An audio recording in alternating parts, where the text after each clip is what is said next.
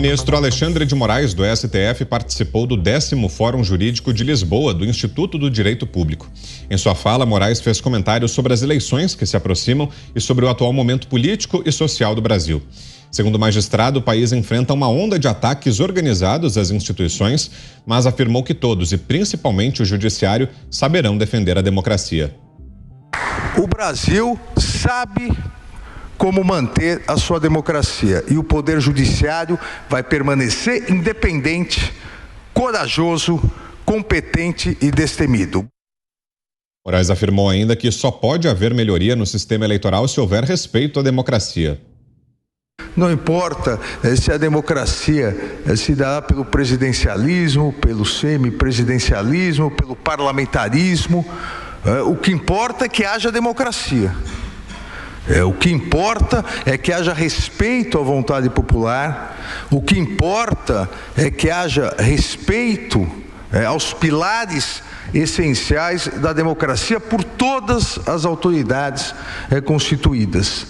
A partir desse respeito à democracia, a partir do respeito às normas de Estado de Direito, o restante é um aperfeiçoamento. Podemos aperfeiçoar o sistema eleitoral, podemos e devemos aperfeiçoar o sistema eleitoral, podemos aperfeiçoar o sistema de governo, mas sempre tendo como baliza os pilares da democracia.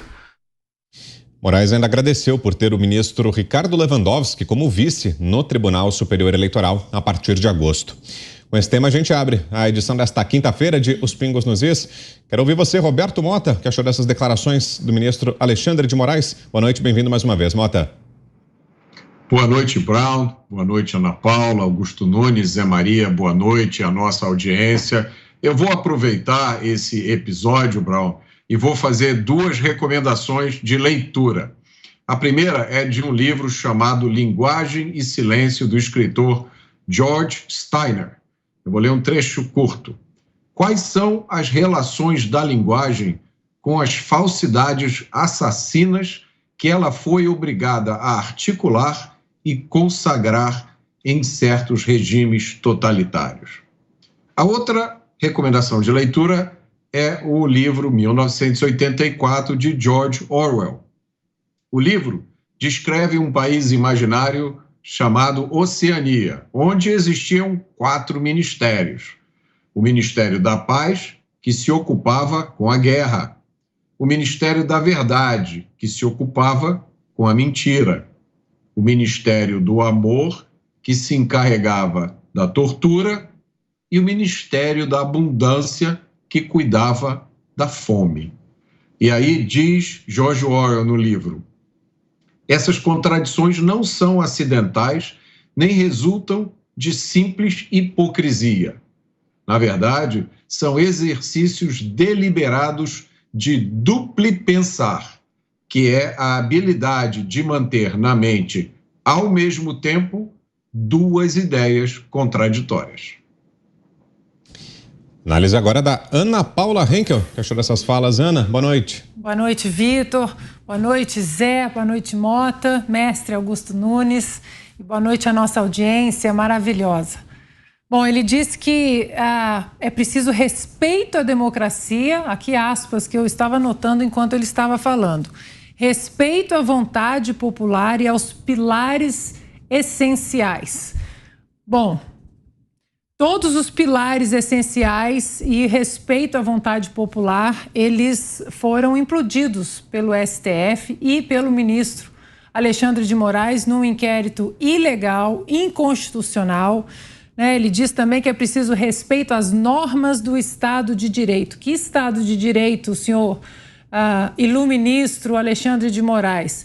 O mesmo as normas que prendeu um deputado de maneira inconstitucional, rasgando a Constituição.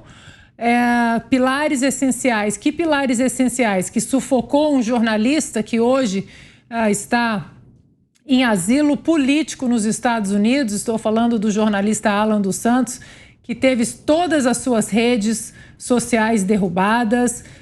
seu ganha-pão, que era o Terça Livre, um canal de jornalismo independente que o senhor derrubou apenas porque o senhor não gosta do Alan.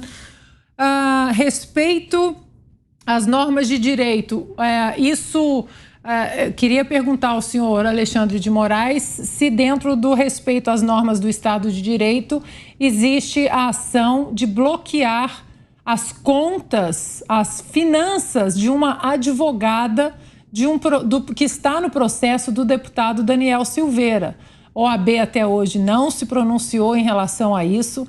Então, senhor ministro, hoje existem as redes sociais, os aplicativos de mensagem, as pessoas sabem da verdade. Não adianta o senhor querer instaurar aí o seu Ministério da Verdade, porque a população brasileira sabe muito bem que hoje o Brasil sofre de muitos males sociais, econômicos, que estão tentando, aí essa administração está tentando consertá-los, mas o maior mal hoje no Brasil é da insegurança jurídica que o senhor tanto insiste em solidificar como um pilar essencial desse STF. Opinião agora de Augusto Nunes. Boa noite, Augusto. Boa noite, grande Vitor, minha querida parceira Ana Paula, o meu parceiro Roberto Mota, compadre Zé Maria, um abraço pro Guilherme, o Guilherme Fiuza, que volta amanhã. Volta amanhã. E boa noite a vocês que nos acompanham.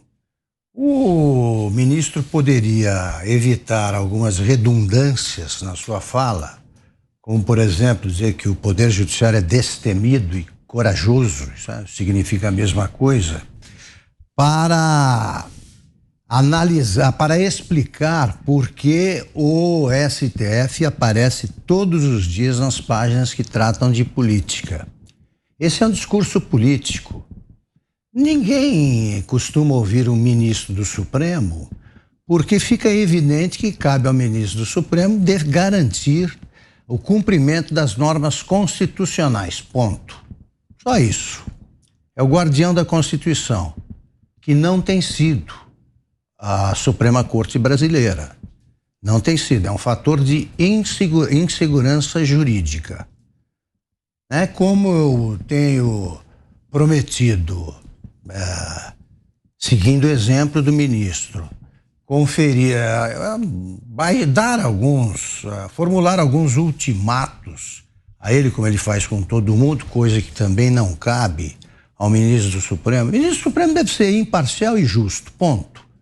É corajoso, destemido e tal, tudo isso aí é decorrência das atribuições principais.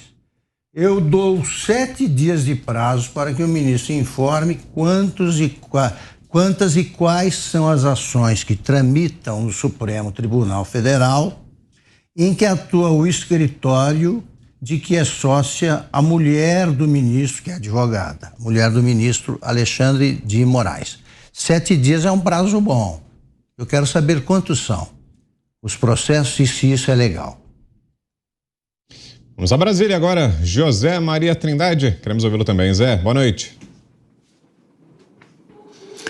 Quem tem poder não precisa dizer que tem, né? Muito boa noite, meu caro Vitor. Boa noite, compadre Augusto. Muito boa noite, Ana. Boa noite a você que nos acompanha aqui nos Pingos nos Is. Eu sempre tenho dito que o Supremo Tribunal Federal é necessário ao país, é necessário a qualquer possibilidade de projeto de democracia que se imagine. Tem que ter um judiciário forte e independente. O que se fala, o que se discute é sobre alguns integrantes do judiciário e algumas sentenças.